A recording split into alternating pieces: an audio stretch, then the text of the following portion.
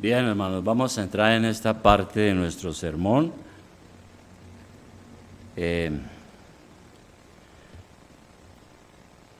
Nosotros los colombianos tenemos un problema que ha sido casi insoluble, y es que nosotros hemos sido levantados y criados en una religión por tradición. Entonces a uno le preguntan: ¿y usted qué cree en Dios? Sí. ¿Cuál es su religión? Católica. ¿Por qué? No, pues porque mi papá y mi abuelo eran católicos, ¿no? Y también nosotros sabemos que nosotros heredamos esa religión por lo que la Iglesia Católica llama los derechos de conquista. La Iglesia Católica dijo que ella tenía derechos sobre estos países cuando España conquistó estos países y trajo la religión católica, y era obligación. Y enseñó pues que si uno no está en la religión tradicional, pues no se salvan, no hay posibilidad de salvación, porque esa es la única verdadera. Y entonces todos estos países, desde México hasta la Patagonia, tienen la misma dificultad. Casi que la religión ha sido una obligación. Y eso ha hecho difícil el avance del Evangelio. Difícil que hayan iglesias bíblicas, cristianas. Pues las hay, por supuesto que sí.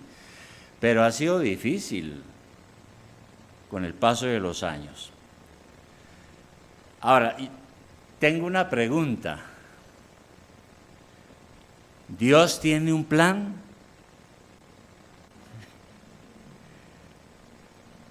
¿Cuál plan?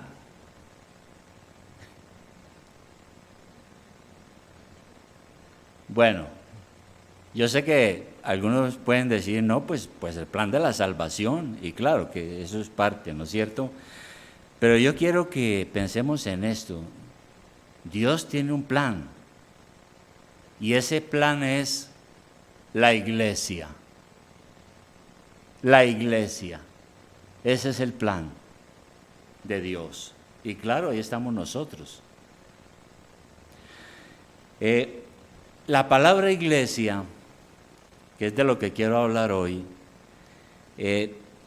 viene de una palabra griega que es parecida, eclesía, y que significa literalmente asamblea. ¿Y por qué los griegos decían asamblea? Es cuando se cita a los ciudadanos y se les llama a participar en foros políticos para solucionar sus problemas. La iglesia tomó esa palabra, eclesía, para referirse a la asamblea, pero de aquellos que Dios llama, que invita a su reino, los llama a que se arrepientan y se entreguen a Cristo para la salvación. Entonces la iglesia la componen todos los que verdaderamente han creído y han sido regenerados por la obra del Espíritu Santo. Y sus nombres están escritos en los cielos. Eso dice la palabra. La palabra dice que desde el momento en que yo creí, Dios entró a mi corazón, el Espíritu Santo me dio una nueva vida, me regeneró, y mi nombre está en el libro de la vida, en el libro de los cielos. Y por eso decimos entonces también que la iglesia es universal, porque está compuesta de todos aquellos que han sido redimidos por la sangre de Cristo. Y a ella pertenecen los que ahora están en el cielo y los que estamos aquí en la tierra. Y viene un tiempo cuando todos seremos reunidos en la venida del Señor. Entonces la iglesia está compuesta de todos aquellos que ya han muerto y están en el cielo en espera de la resurrección, y nosotros que vamos en este mundo andamos también y vamos para allá. Somos la iglesia por la obra de Dios.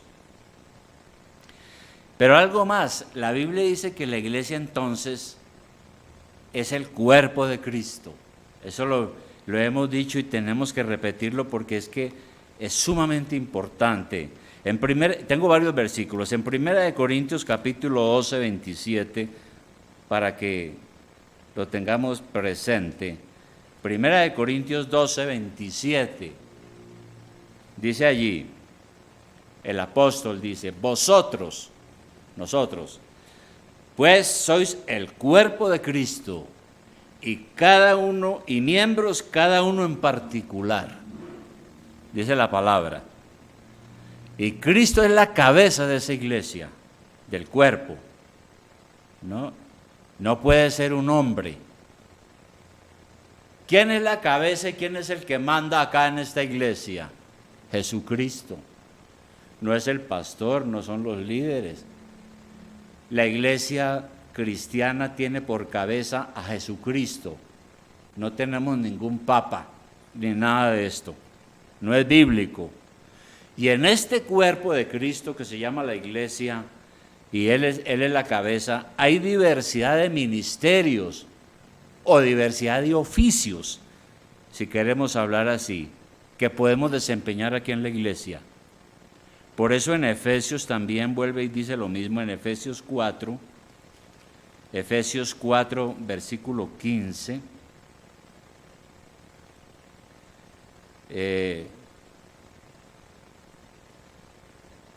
Está hablando de la iglesia y dice allí que ¿para qué está la iglesia? Dice, para que ya no seamos niños fluctuantes, llevados por doquiera de todo viento de doctrina, por estratagema de hombres que para engañar emplean con astucia las artimañas del error, sino que siguiendo la verdad en amor, crezcamos en todo en aquel que es la cabeza, esto es Cristo, de quien todo el cuerpo, bien concertado y unido entre sí por todas las coyunturas que se ayudan mutuamente, según la actividad propia de cada miembro, recibe su crecimiento para ir edificándose en amor. Eso es. Pero esta iglesia está siendo edificada por Dios mismo. ¿Quién es el que edifica la iglesia? Dios. ¿Por medio de quiénes? Pastores, maestros y todos los que Dios llama para que sirvamos. El Señor Jesucristo le dijo a los apóstoles, edificaré mi iglesia. Por eso la iglesia es una institución divina. No la creó ningún ser humano, sino que la creó Dios mismo. Y por eso la iglesia es indestructible. La iglesia la han querido exterminar. Uno mira la historia y durante los primeros siglos las persecuciones fueron terribles para acabar con la iglesia. Hay países que han querido acabar con la iglesia, pero nunca han podido. ¿Saben por qué? Porque es que la iglesia es el plan de Dios. Ahora, esa iglesia universal, algunos la llaman invisible, no me gusta ese nombre, pero dicen que todos pertenecemos a la iglesia invisible. ¿Cuál es la iglesia invisible? Se le llama así porque es que hay hermanos en Rusia, en Estados Unidos, en Argentina, yo no los conozco.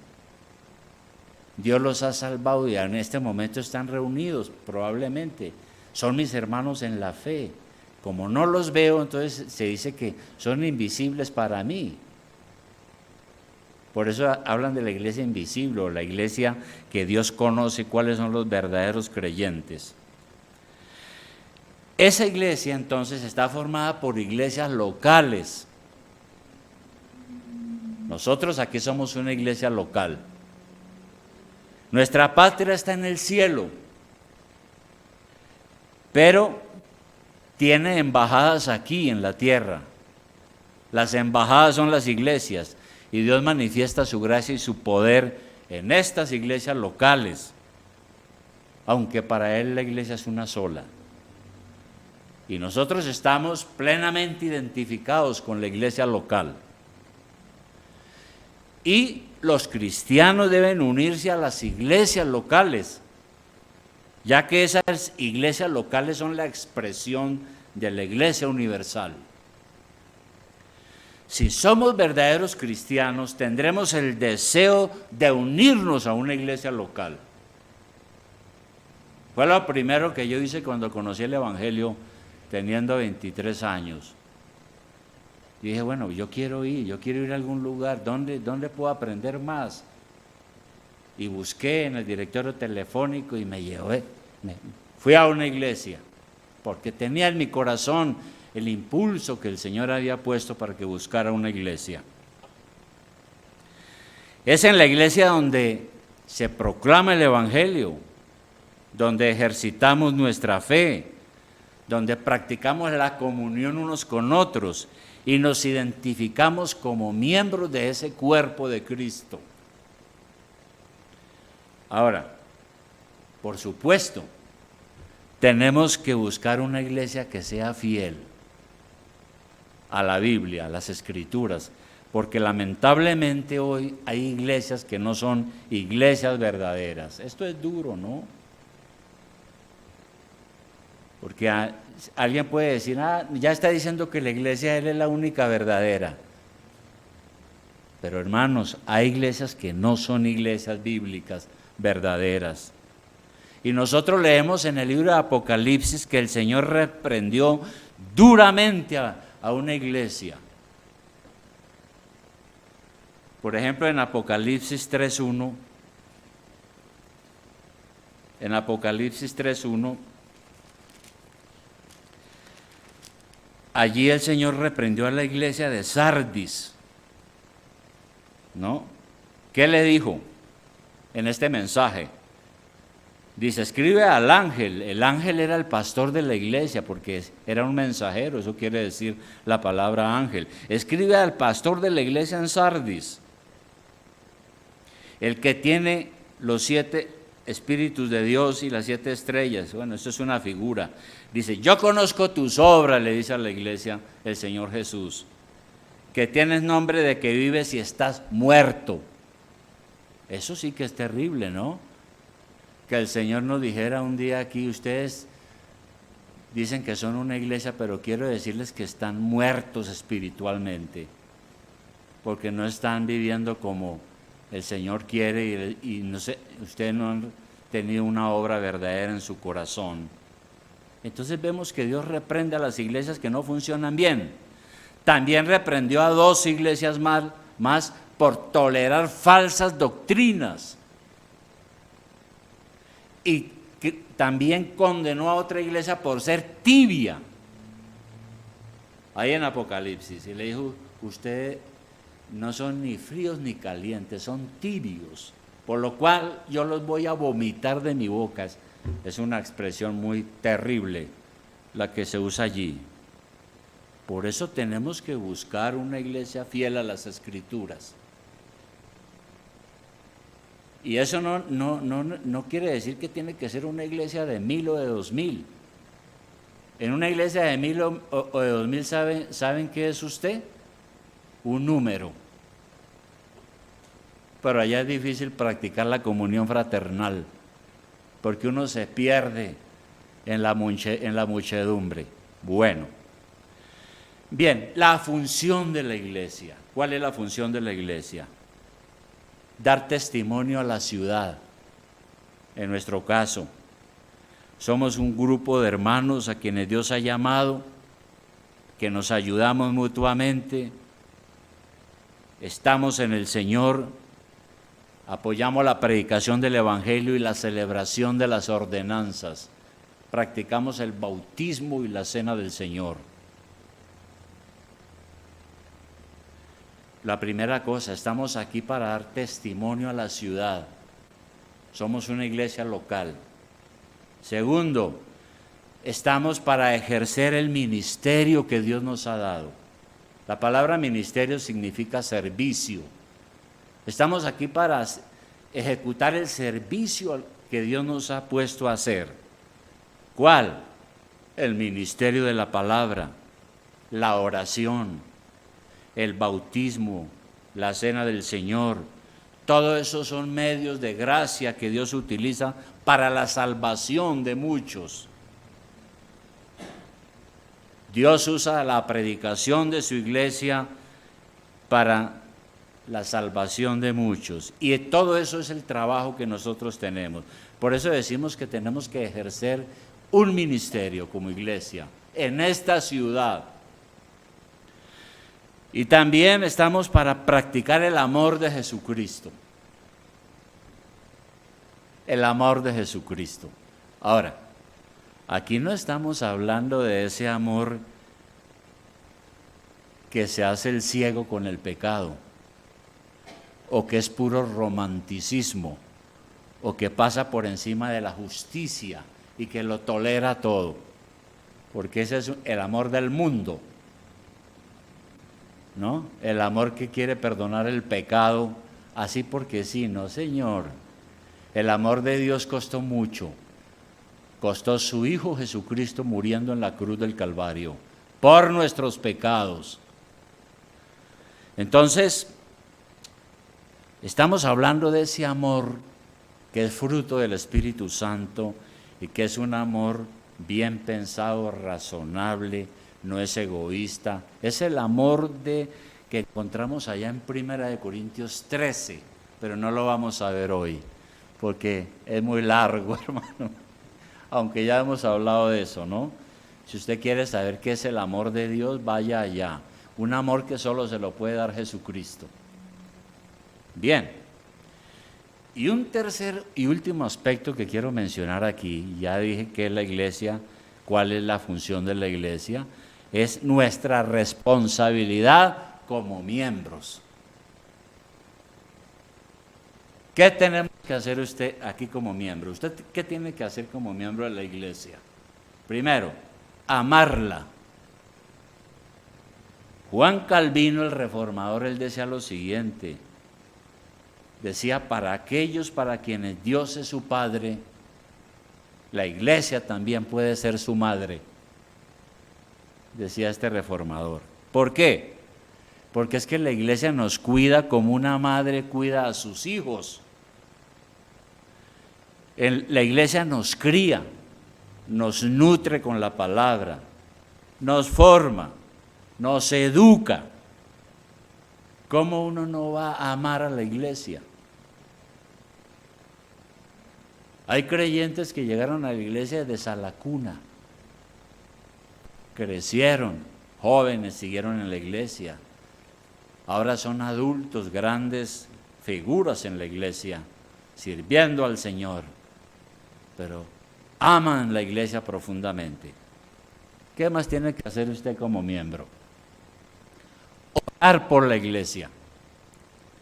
Es un asunto de primera necesidad. Orar día y noche con todo fervor para que Dios derrame sus bendiciones sobre la iglesia. La iglesia no florecerá sin la oración de sus miembros. Sin oración la iglesia se va debilitando. Por eso no podemos dejar pasar ni un solo día sin orar por la iglesia. Es un deber, un privilegio. Como dice el Salmo 137:5. Salmo 137:5.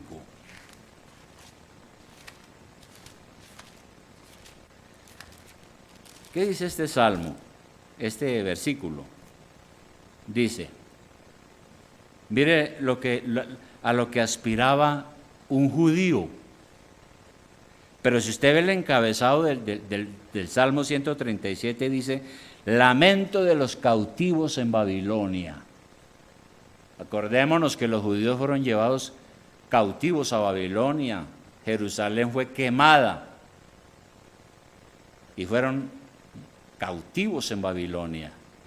Entonces hay un lamento, porque el pueblo judío lloraba y sufría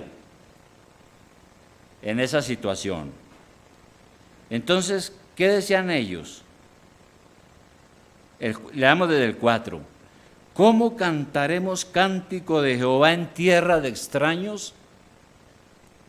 Si me olvidare de ti, oh Jerusalén, pierda mi diestra su destreza.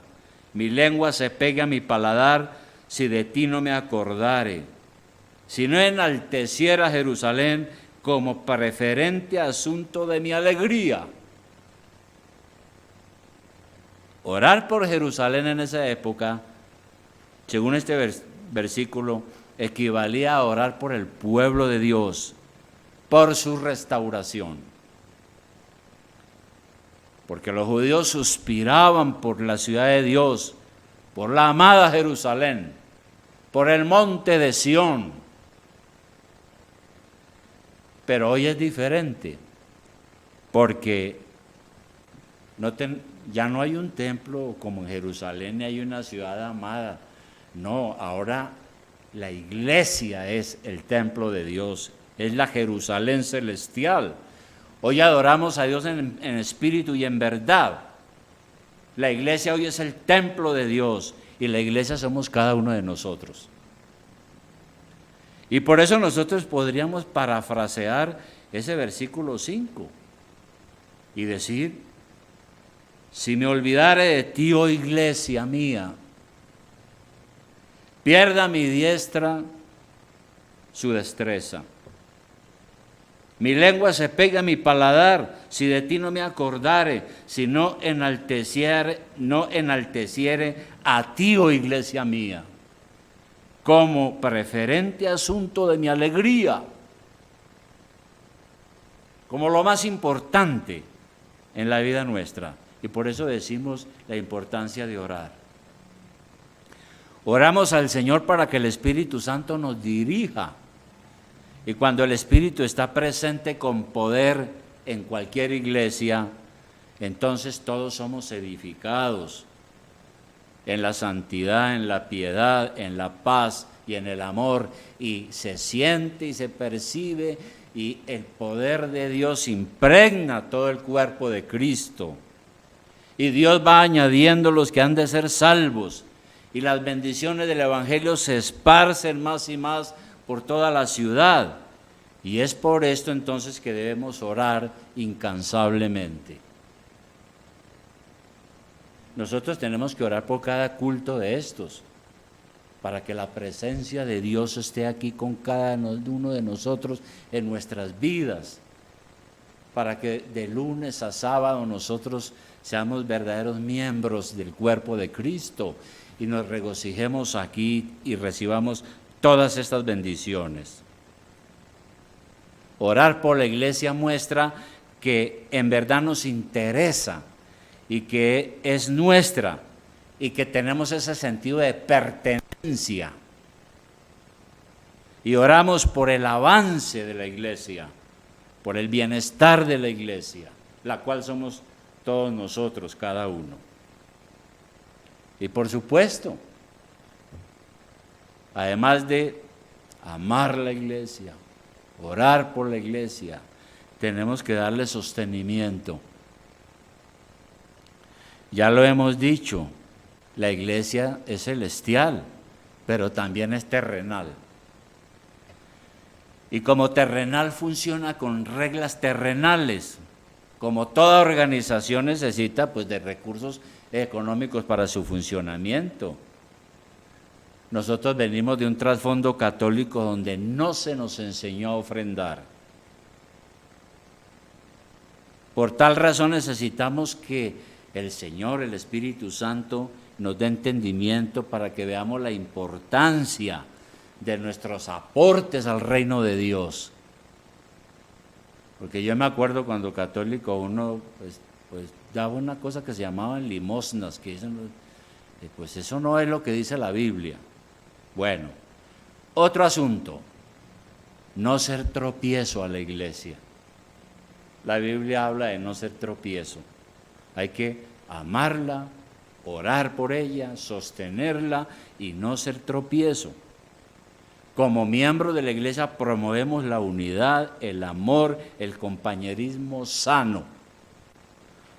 buscando la edificación del cuerpo de Cristo, que es la misma iglesia. El Nuevo Testamento, nosotros leemos que es claro en su enseñanza sobre los que promueven las divisiones. Hermano, es muy triste pasar por una iglesia y haber sido participante no de su edificación, sino de su destrucción. ¿No? Si lo recuerdan a uno cuando uno no está en la iglesia con los años, que sea porque uno fue un gran colaborador, no porque fue un divisionista. Y porque llegó un momento en que la iglesia dijo, gracias a Dios que se fue, qué persona tan problemática. Casi nos mata a todos, casi destruye la iglesia. Eso sí es un recuerdo muy, muy triste. Que nos recuerden por ser edificadores de la iglesia. Y también la iglesia da testimonio en todo lugar. En todo lugar. Que es lo mismo que estábamos diciendo. Uno tiene que servir en la iglesia de corazón. Es la herencia que usted deja a las generaciones venideras, entre ellas sus hijos y sus nietos.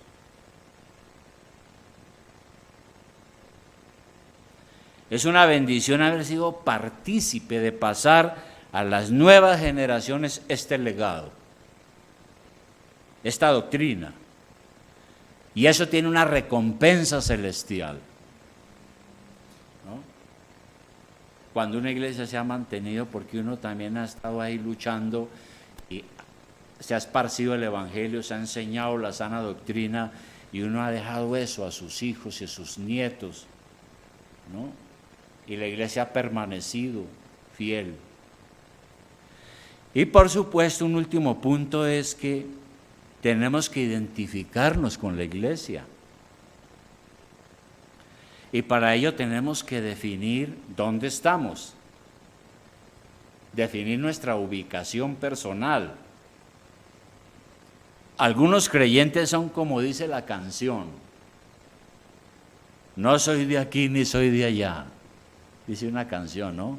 No soy de aquí ni soy de allá, o sea, no soy de ninguna parte.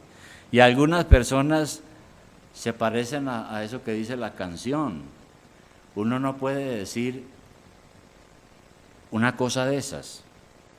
También uno no puede decir lo que me dijo una vez una señora, por ahí anda esa idea. Dijo, es que yo soy miembro de la Iglesia Universal. Y sí, pero ¿cuál es su iglesia? No, ninguna, yo soy de la Iglesia Universal, Dios sabe. Me dijo, eso tampoco es cierto. Sí, hay una iglesia universal, pero hay iglesias locales. ¿Dónde está su iglesia? Y también hay otras personas que dicen, es que yo no pertenezco a ninguna iglesia porque Jesús no vino a fundar denominaciones. Entonces, ni soy de aquí ni soy de allá. La persona no se identifica con nadie, con ningún grupo, se levanta y para donde le dicte el corazón, como dicen algunos a veces, ¿no? Sin ningún compromiso. Y se excusan con eso. Y la verdad es que son miembros irresponsables. No quieren tener ningún compromiso con la iglesia local. Se creen miembros de todas las iglesias, pero la verdad es que no son miembros de ninguna.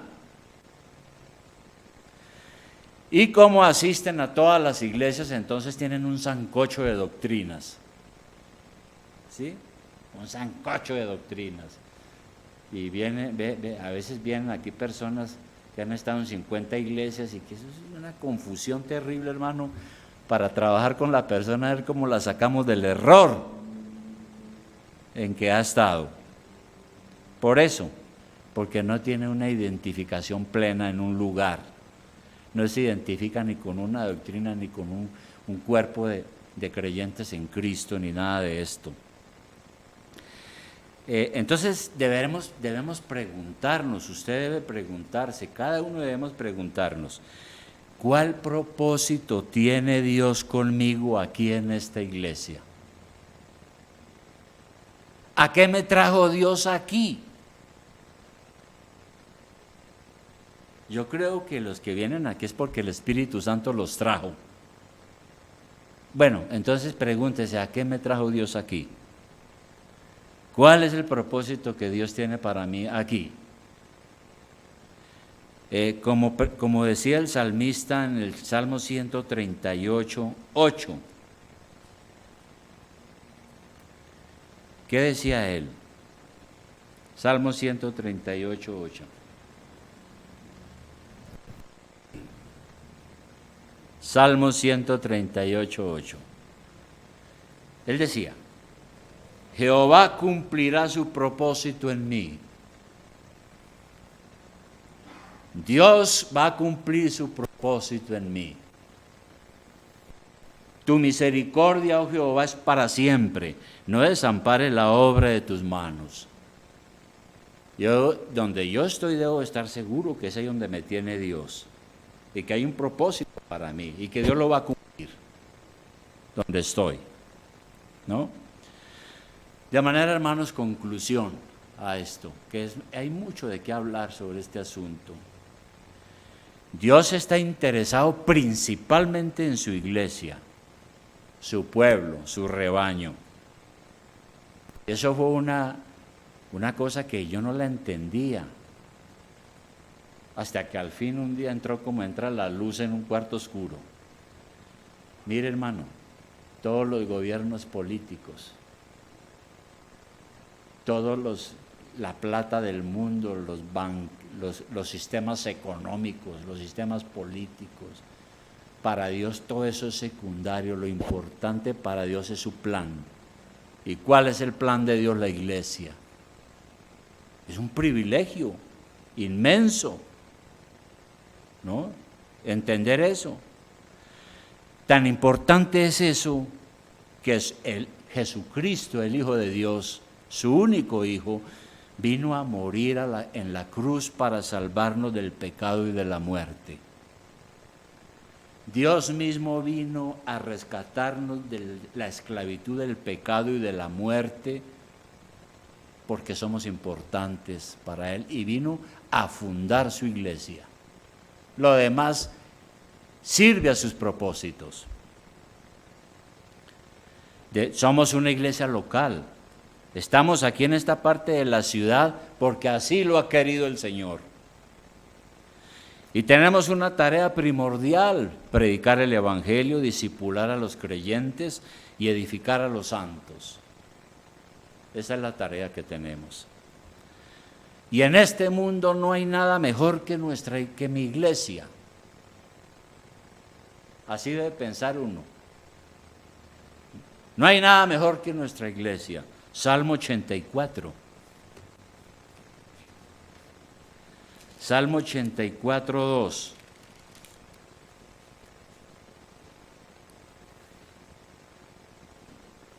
Mire lo que decía este salmista judío. Decía: anhela mi alma y aún ardientemente desea los atrios de Jehová. ¿Qué son los atrios? Los atrios un atrio es como un zaguán que está antes de entrar. Un espacio que está al frente, ese es el atrio. Y entonces él pensaba en el templo en Jerusalén, que era donde se manifestaba Dios. Y él decía: anhela mi alma y ardientemente desea los atrios de Jehová. Mi corazón y mi carne cantan al Dios vivo. Aún el gorrión haya casa. Y sigue hablando, pero en el versículo 10 hay algo muy interesante. Dice: porque mejor es un día en tus atrios que 1000 fuera de ellos. Él decía: mire, yo prefiero estar en el templo de Dios, así sea en la entrada, que 1000 días fuera en el pecado y haciendo las cosas que no agradan a Dios, ¿verdad? Hoy no tenemos un templo, ya no hay templos de este estilo del Antiguo Testamento. El templo de Dios somos nosotros, somos la iglesia reunida. Y por eso qué bueno que pudiéramos pensar así, preferible un día en la iglesia que 1000 fuera de ella. Y todavía hay gente que les parece 20 minutos aquí una cosa muy, muy larga. Entonces la pregunta sería, ¿qué tan importante es la iglesia en su vida? ¿Qué tan importante es la iglesia en su vida? Porque para mucha gente que no es cristiana, la iglesia es un lugar donde yo voy para que me vaya bien, para que se me quite la mala suerte. Pero eso es si amanezco pues con ganas de ir. Pero si me resulta una cosa que me trae placer, tiro la iglesia, hermano, y primero está eso, o primero mis intereses. Pero ¿qué es tan importante? ¿Qué tan importante es la iglesia en su vida? ¿La iglesia es su prioridad? Nuestro Señor dijo, busquen primeramente el reino de Dios y su justicia, que la comida, el vestido, la casa, el carro y esas cosas son cosas que Dios da por añadidura. Busquen primero el reino de Dios y su justicia, y la iglesia forma parte del reino de Dios. Si uno está en la iglesia, uno está en el reino de Dios.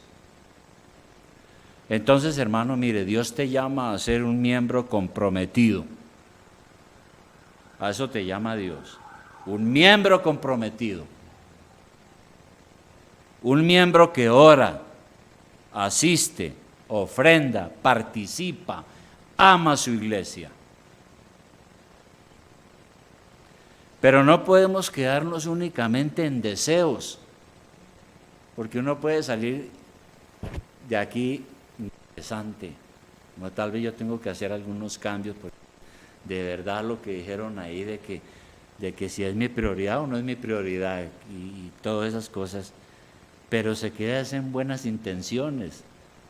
Es necesario que usted se ponga delante del Señor en oración y le ruegue que lo haga un verdadero miembro del cuerpo de Cristo. Pero necesitamos ponernos delante del Señor y decirle, Señor, aquí estoy. No puedo jugar más con estas cosas. O soy o no soy. Quiero servirte, Padre, con amor y ser ese miembro del cuerpo de Cristo, del cual tú eres la cabeza. Pero es una cosa que cada uno tiene que mirar su corazón y hacerlo delante de Dios. Nadie lo va a hacer por usted. Tiene que ser usted mismo, de manera consciente y responsable. ¿Lo va a hacer?